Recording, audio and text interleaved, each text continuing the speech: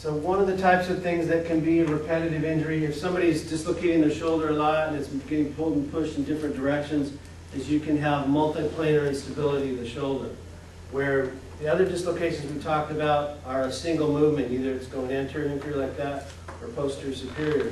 In this case here, there's just laxity of the shoulder joint all over the place. So the shoulder's just flopping around in and out of joint, and so they just have multi-directional instability. So from doing a lot of throwing like that or repetitive injuries, the shoulder's just loosened up.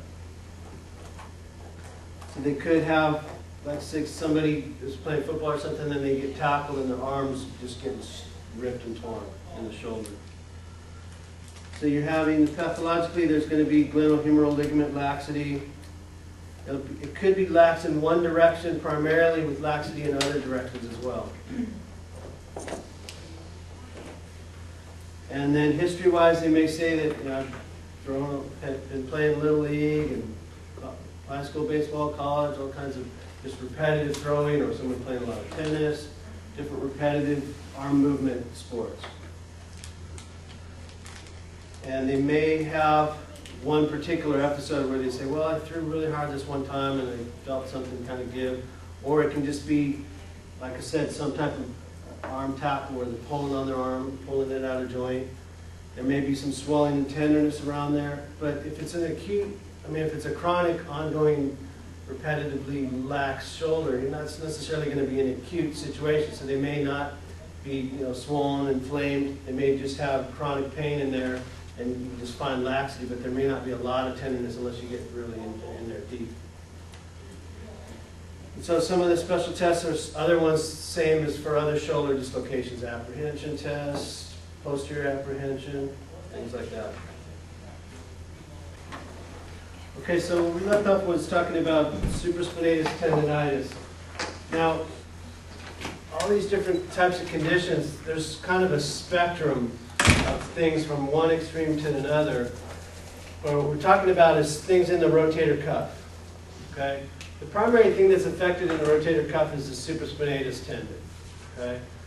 And you can have anything from an acute sudden injury to a rotator cuff, or you can have just repetitive, constantly overusing the tendon where it's getting impinged underneath that subacromial space.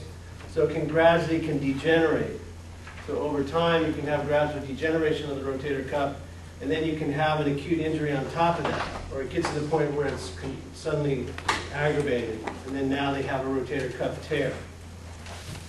And then you can start out with just tendinitis. Let's say somebody overworks their shoulder, they're doing some kind of throwing sport, and they throw a whole bunch of pitches for a day, and they just have a little bit of irritation of the tendon.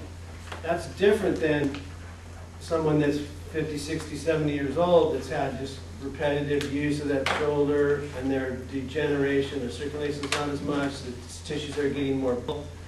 That's a different type of injury versus an acute, sudden, acute tendinitis.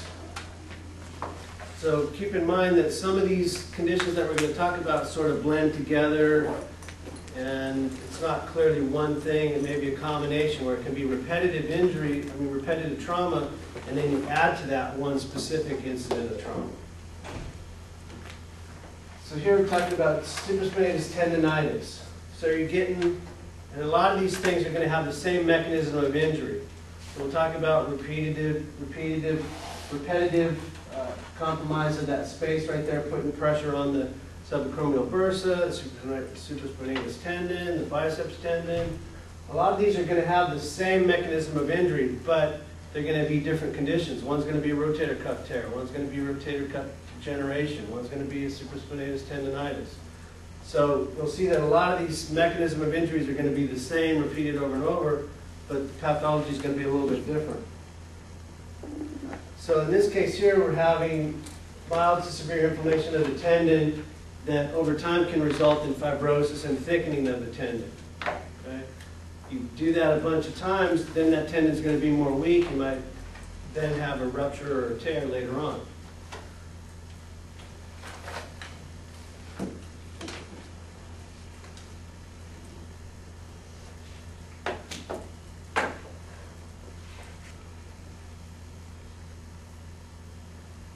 So the significant thing that they're going to talk about with rotator cuff problems is that they're going to describe it as like a dull toothache type of a pain. And especially it's going to bother them more at night. Inspection, you may not see something very much. Palpation, if you get in there deep enough, you're going to find some tenderness, maybe at the supraspinatus tendon, at the greater tuberosity. There's a few different tests. This empty can test is like a contractile muscle test where you're pushing down like that. Or there's different things that we can do to compromise that space to reproduce the compression on those different structures.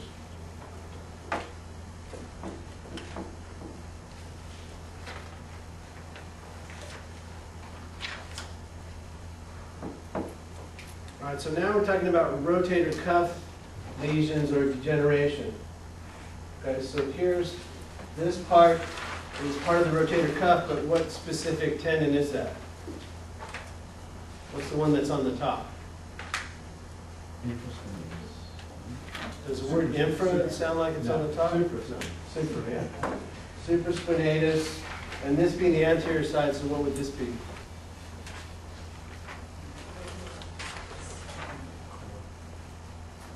Subscapularis.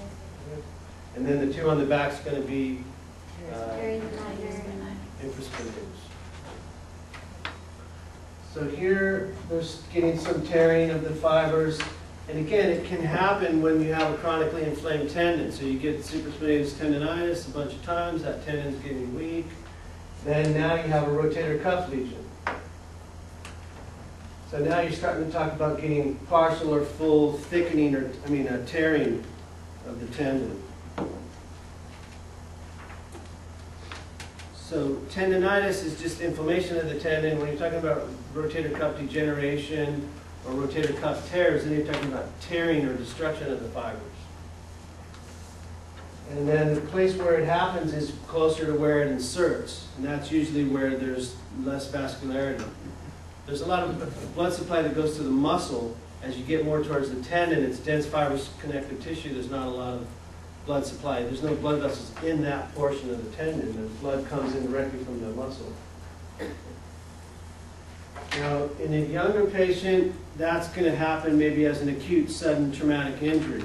Whereas if you have a patient 50, 60, 70 up in that age, then it's going to be more, they're going to have maybe a complete tear in the rotator cuff that's been degenerated over the years. Okay?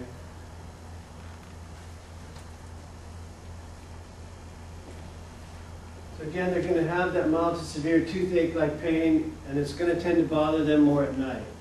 And they're going to say, oh, I can't sleep, my shoulder hurts, I try to prop it up with pillows, things like that. And then if it's gone on for a long period of time and they're not using the shoulder as much, then you may see some atrophy of some of the muscles, the supraspinatus, infraspinatus, things like that. You can't really see the subscapularis, so you're not going to see atrophy of that.